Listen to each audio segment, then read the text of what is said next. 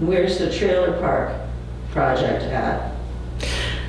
It's not officially called a trailer park. It's the RV park. That's out of the village. That's over on the border there, past Duesenberry. So it's right on the edge there. It's Serenity Ridge, they call it. So it's already in motion? Yeah, they've approved it. There's construction there. I hope they're following the guidelines the planning board laid out for them, and we'll see what happens and go from there. Have people acquired all the lots, all the RV? I don't know. You'd have to go to I guess the Warwick planning board, not the planning board, the Warwick building department to find out about the permits. Yeah. If that's even accessible. It might be through the private company that bought the campground. Mm-hmm. Yeah, I don't know. Not sure. Are people already living there at all? I don't think so. Uh-huh. I mean, there never was supposedly anybody that lived there. Driving by, there's some construction going on. I do see, mobile trailers being brought in and out. So I guess there's some aspect of it still being used while they're doing other construction pieces.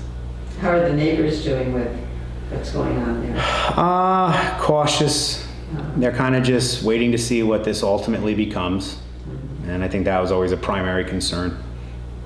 So we'll see what time tells. How about your anthropology interests? Have you pursued those at all? No, there's no money in it. No, that would be like you'd have to get a master's or a doctorate and then go and end up being a, adjunct professor or a sitting professor. So not at this time. I use it a lot in the village. It's, aside from the archaeological aspect and the prehistoric aspect of it, a lot of it is social anthropology. So you learn a little bit about, modern cultural dynamics and behavioral stuff. So I use it from time to time. Can you think of a time that you've used it?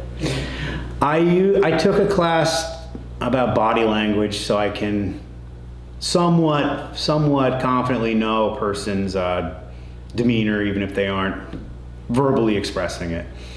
So, yeah, I would use that probably the most. But Okay.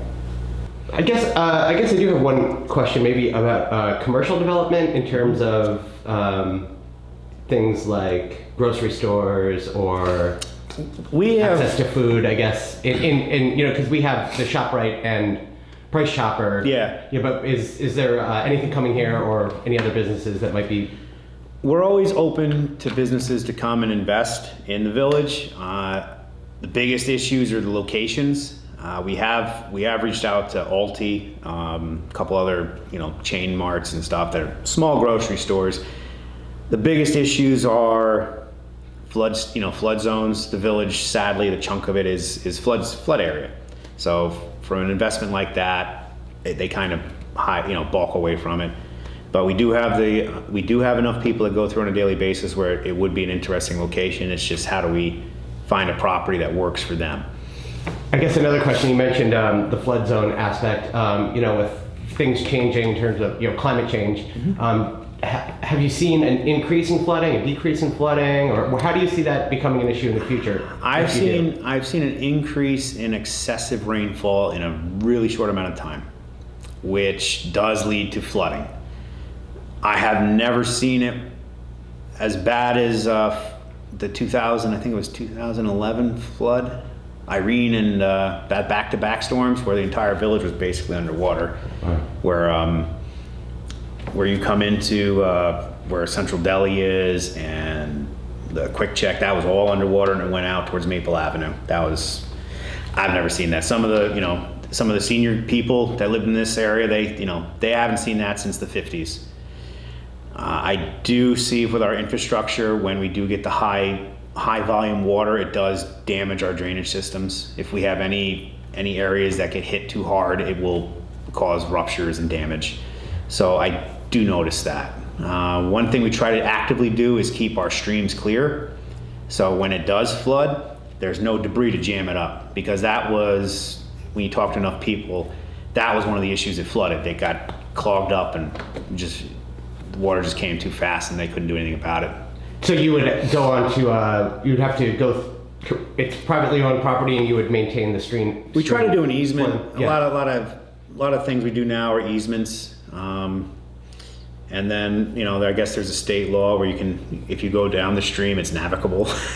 So, but there's a couple pinch points that are the primary targets, and then we try to notify the property owners to try to keep it clean, because we can't go in all the time. Right. Now, some of the stuff's too big, and then the purpose of the benefit of the village, we'll do what we have to do to take some of that stuff out. Just because, it's very hard on a homeowner to take a 100-foot tree out.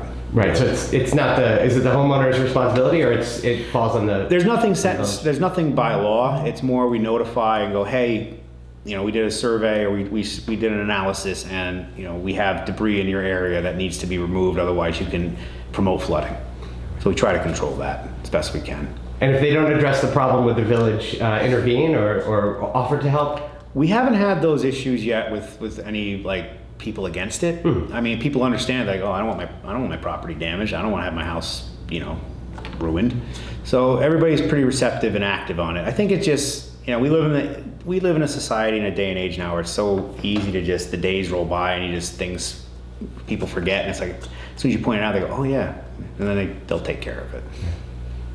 Okay, anything else you want to talk about that I didn't ask you about? One of the things is, you asked before, it just came back in my head. There was a thing on Facebook where people were like, what do you want in the village, or what could you see the village to do better? And one thing, a lot of people asked about the Jane Street Bridge. That's been a very hot topic discussion.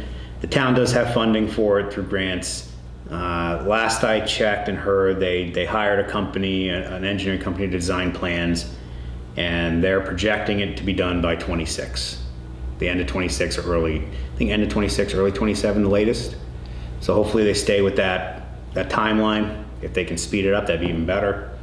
But a lot of people want that open. It's been shut down a long time, I think since 2019 or 2021. I think it was 2019. I have to double check that, but it's been a long time. And what does that bridge give access to? It was a secondary access point to the Jane Street development area. Other than that, right now you have to go down Meadow Road and wrap around. So it is a safety issue because it does add on time. The barricades you can't move them, and that was required by the state. They don't want any pedestrian traffic, any traffic whatsoever on it. It's fenced off now.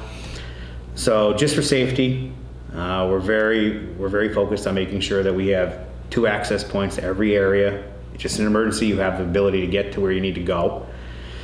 It was also a secondary route for parents to bring their kids to Golden Hill. As of right now, just throwing dates around, there's kids who started kindergarten and left Golden Hill never knowing that bridge was a road that you could drive through. So it's been out a while.